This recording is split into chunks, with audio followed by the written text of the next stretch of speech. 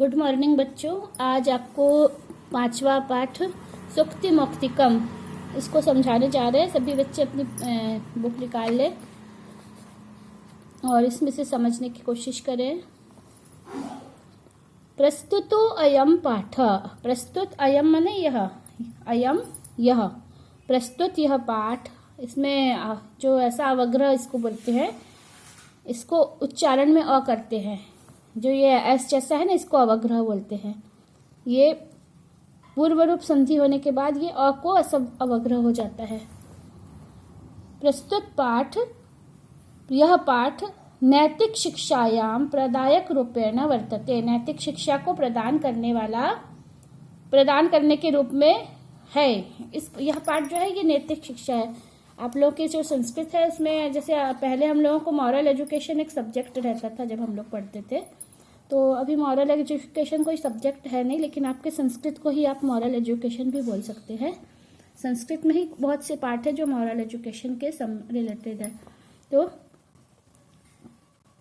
अस्मिन् पाठांशे, इस पाठ में विविध ग्रंथों के संग्रह करके, संग्रहणम कृत्वा, संग्रह करके उनसे विभिन्न ग्रंथों से कुछ जो कोटेशन है, जो वाक्य है, श्लोक हैं, उनको अच्छे श्लोकों को लिया गया है।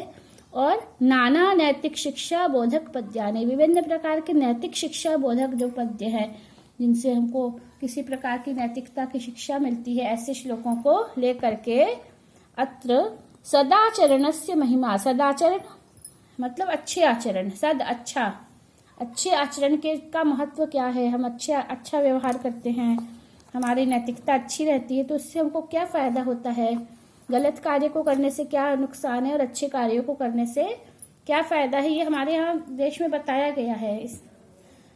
अगर हम बाहर देखें तो विदेशों में या अपराध सभी जगह होते हैं, पर हमारे यहाँ उसकी मात्रा कुछ कम है, क्योंकि जो व्यक्ति धार्मिक होता है, किसी भी धर्म को मानने वाला है ना, वो थोड़ा सा अगर ईश्वर को मानता है तो वो गलत कार्य करने से बचता है, किसी भी प्रकार के गलत कार्यों को नहीं करता है। तो सदाचरण की महिमा हमारे यहाँ बताई गई है। प्रियवाण्य आवश्यकता, प्रियवाणी की क्या आवश्यकता है। परोपकारिणाम स्वभाव, परोपकारी लोगों का स्वभाव कैसे होता है। गुणार्जनस्य प्रेरणा, अच्छे गुणों को प्राप्त करने की प्रेरणा इसमें दी गई है ना। विभिन्न जो श्लोक हैं इनमें आपको ये बताया गया कि हम अच्छे गुण कैसे प्राप्त करें, मित्रता का क्या स्वरूप है, श्रेष्ठ संगति की प्रशंसा, ऐसे बहुत सारे हैं जो कहानियों के माध्यम से भी, कहानियों के अंत में भी बहुत सारे ग्रंथों में, नीति शतक वगैरह में कोई भी कहानी बताई जाती है हितोपदेश में, कहानी के बाद में उसका एक बताया जाता है कि इससे हमको क्या सीखने को मिला। ये सारे जो है ना चीजें, ये सब सुभाषित कहलाते हैं। सूक्तियां, सुभाषित, सूक्ति मतलब एक सेंटेंस होता है और सुभाषित श्लोक होता है। इसमें सुक्ति मौक्तिकम पाठ का नाम है, लेकिन ये सारे सुभाषित है, इसमें श्लोक हैं सारे में इसमें। तो सत्संगति का प्रभाव इत्यादि जो विभिन्न विषयों का निरूपण किया गया, बताया गया है। संस्कृत साहित्य नीति ग्रंथानाम समृद्ध परंपरा दृश्यते, बहुत सारे नीति ग्रंथों की संस्कृत में रचना की गई है। जो प्राचीन जो साहित्य था भारत में, पहले तो केवल ही संस्कृत था भारत के विश्व में संस्कृत के अतिरिक्त तो कोई भाषा ही नहीं थी। सबको पता है कि वेदों के पहले सबसे पुराना जो साहित्य है वैदिक साहित्य, ऋग्वेद विश्व की सबसे पहला ग्रंथ है। और इसके बाद में उस समय संस्कृत नाम भी नहीं था, भाषा था इसका नाम।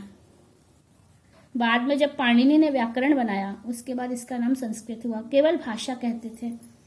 और ये वर्षों से, प्राचीन काल से, इसके पहले भी जो भाषा थी उसका कोई मतलब एक ग्रामर, निश्चित ग्रामर नहीं था। वो वेदों की भाषा जो है वह संस्कृत से कुछ अलग है। ये संस्कृत जो अभी हम पढ़ रहे हैं पाणिनि की संस्कृत है, और जो प्राचीन संस्कृत है वो उससे कुछ अलग हटके है। उसको वैदिक संस्कृत अब कहा जाता है ये संस्कृत बनने के बाद, लेकिन पहले उसको भाषा कहा जाता था। तो उस समय जो है ना सारे ग्रंथ जो है संस्कृत में ही थे, क्योंकि वो बोलचाल की भाषा थी उस समय, और कोई भाषा ही नहीं थी, एक ही भाषा थी। बाद में धीरे धीरे अन्य भाषाओं का निर्माण हुआ। तो इसलिए कुछ लोग बोलते हैं संस्कृत कठिन नहीं है। संस्कृत हमारे देश की सबसे पहली भाषा है, विश्व की सबसे पहली भाषा है। बाकी भाषाओं का जन्म उसी के बाद से हुआ, उसी से धीरे धीरे अन्य भाषाएं उत्पन्न हुई, बोलचाल की भाषाएं, अलग अलग प्रांतों से विभिन्न प्रांतीय भाषाएं बनी। नहीं तो पूरे भारत भर में, आर्यावर्त में सभी जगह केवल एक ही भाषा थी जो वैदिक भाषा कहलाती है अभी। ठीक है, तो इसमें हमको विभिन्न, बहुत बड़ा साहित्य है संस्कृत का, सबसे बड़ा साहित्य हम बोल सकते हैं। भाषा का समृद्ध साहित्य जो है संस्कृत का ही है। प्राचीन संस्कृत में सभी विज्ञान, गणित, ठीक है, और अपने जो इंजीनियरिंग की बुक है, वास्तुशास्त्र, सारा कुछ संस्कृत में मिलता है। तो इसमें बहुत ज्यादा समृद्ध ग्रंथ थे, बहुत अधिक ग्रंथ थे। उसमें नीति ग्रंथों को कहानी, कविता, कहता है, इनकी भी बहुत बड़ी परंपरा थी। और जितने भी इसमें ग्रंथ हैं उसमें अंत में एक हमको नीति वाक्य भी बताया गया था। इसके बाद मनुस्मृति और बहुत सारे विदुर नीति, चाणक्य नीति, जिसमें केवल नैतिकता की ही बात बताई गई थी, नीति शिक्षा थी। यहाँ पे प्रतिपादित जो शिक्षा है, जो बताई गई है पढ़ाने के लिए, उस समय जो बच्चों को पढ़ाया जाता था जो गुरुकुलों में, तो उसमें नीति शिक्षा दी जाती थी। उन्हीं में ये विदुर नीति, चाणक्य नीति, ये सब बनाया गया है। और मनुस्मृति उस समय का एक प्रकार का कानून का ग्रंथ भी था, जो मनु ने बनाया था, बाद में मध्यकाल में बना था ये। तो इसमें सभी में जीवन की सफलता को करने के लिए आज भी ये उपयोगी है हमारे लिए, इनमें की शिक्षा। अब इसका पहला श्लोक देखिए, मनुस्मृति का ही है। इसमें बताया कि वृत्तम, वृत्त मतलब होता है चरित्र, आचरण। चरित्र को यत्न पूर्वक संरक्षित, चरित्र की बहुत प्रयत्न से रक्षा करनी चाहिए। वित्तम एति च याति च, एति मतलब आता। अब यहाँ पे वित्तम और एति, म हलंत है, म में हलंत कर देंगे और एति इसमें जुड़ा हुआ है। यहाँ पे व्यंजन संधि है, म में ए जुड़ गया है ना, तो ये में हो गया है। वित्तम एति च याति च, वित्त यानी धन, एति आता है, और च और याति च और जाता रहता है। वृत्त की हमको चरित्र की अच्छी तरह से रक्षा करनी चाहिए। और वित्त तो आता जाता रहता है, लेकिन चरित्र हमारा आता जाता नहीं रहता है। अक्षीणो वित्ततः क्षीणो, वित्त मतलब धन, धन के क्षीण होने पर, कम होने पर, अक्षीणो, हम कोई गरीब नहीं हो जाते। हमारा धन कम हो जाता है तो भी हमारी इज्जत कम नहीं होती, जरूरी नहीं कि धन से ही इज्जत है। वृत्तस्तु हतो हतः, लेकिन अगर हमारा वृत्त, चरित्र खत्म हो गया, नष्ट हो गया, तो हम जीते जी ही मर जाते हैं। बहुत लोगों को तुम लोगों ने देखा होगा, ऐसे बहुत सारे उदाहरण है कि बहुत सारे पैसे रहते हैं लोगों के पास, लेकिन उनकी इज्जत खराब हो जाती है, चरित्र खराब हो जाता है, तो वो लोग कहीं मुंह दिखाने के काबिल नहीं रहते, या जेल में रहते हैं, उनकी इज्जत कम हो जाती है ना।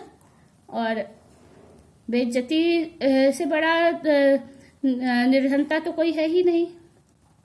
व्यक्ति का चरित्र यदि खत्म हो जाता है तो उससे बड़ी तो उसके पास गरीबी कोई है ही नहीं।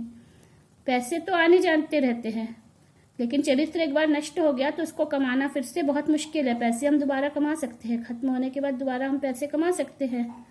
तो ये मनुस्मृति में जो इतने वर्ष पहले बताई गई बात आज भी ये सही है ना। इसके बाद विदुर नीति, इसका श्लोक है ये, श्रूयताम धर्म सर्वस्वम। श्रूयताम, सुनो, धर्म का सार क्या है? धर्म का सार, उन्होंने धर्म, उस समय धर्म में जो अभी बहुत सारे धर्मों के नाम है, ये हिंदू धर्म है, ये मुस्लिम धर्म है, ये ईसाई धर्म है। प्राचीन काल में धर्म का कोई नाम नहीं था, एक ही नाम था, धर्म केवल बोलते थे, और एक ही भाषा थी। ठीक है, तो धर्म का सर्वस्वम, सार सुनो।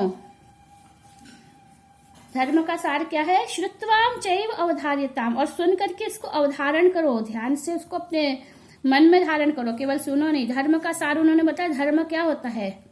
आत्मनः प्रतिकूलानि परेशान न समाचरेत, जो हमको अच्छा नहीं लगता वह दूसरों के साथ न समाचरेत, वह दूसरों के साथ व्यवहार नहीं करना चाहिए, है ना। बहुत से लोग हैं, देखा, बहुत से लोग ऐसे करते हैं कि दूसरों के साथ बुरा व्यवहार करते हैं, लेकिन जब वही उनके साथ होता है तो उनको बहुत बुरा लगता है ना, कि मेरी सास ने मेरे साथ ये किया था, अब मैं अपनी बहू के साथ भी यही दुर्व्यवहार करूंगी। फिर जब उनकी बहू उनके साथ दुर्व्यवहार कभी करेगी तो उनको लगता है कि देखो ये कितना गंदा हो रहा है, या दोस्त है उसने मेरे साथ ये बुरा किया, अब मैं भी उसके साथ यही करूं, है ना। बुरे के साथ बुरा होना ही चाहिए, ये तो मैं भी बोलती हूँ, लेकिन जिससे उसको पता चले कि मेरे साथ जो मैंने दूसरों के साथ जो बुरा व्यवहार किया है, लेकिन उस समय व्यक्ति भूल जाता है कि मैंने भी कभी बुरा व्यवहार किया था, है ना। किसी का बुरा व्यवहार नहीं, बुरा किसी का नुकसान नहीं करना चाहिए किसी का, ठीक है। और आत्मना प्रतिकूलानि परेशान न समाचरेत, ये धर्म का सार है, विदुर नीति में बताया गया है। बहुत सरल श्लोक है, बहुत ही आपको इजीली समझ में आ जाएंगे। प्रिय वाक्य प्रदाने न सर्वे तुष्यन्ति जन्तवः, प्रिय वाक्य को बोलने से सभी लोग प्रसन्न होते हैं, तुष्यन्ति। तस्मात् तदेव वक्तव्यम वचने एकाग्री दृढ़ता, इसलिए वैसा ही बोलना चाहिए, बोलने में क्या कंजूसी। लेकिन ये सभी के लिए नहीं है, नहीं तो आप बोलेंगे अब टीचर भी आपको डांटे नहीं, हमेशा सभी गलत करने पर तो आपको कड़वे बातें सुनने भी पड़ती हैं। और जो जैसे कभी कभी हम बीमार हो जाते हैं तो हमको टैबलेट लेनी पड़ती है, कड़वी दवाइयाँ भी लेनी पड़ती हैं, है ना। सभी कुछ प्रिय वाक्य से ही नहीं होता है, लेकिन नॉर्मली हम अच्छी चीजें खाते हैं, सभी को अच्छी चीजें अच्छी लगती है, तो ऐसे ही अच्छी बातें भी सबको पसंद है। एक श्लोक और समझ लो। तत्पिबन्ति नद्यः स्वयमेव नाम्भ, नदियां अपना पानी स्वयं नहीं पीती। न अम्भ, यहाँ पे दीर्घ स्वर संधि है, न प्लस अम्भ। अम्भ पानी को बोलते हैं, पानी का पर्यायवाची है।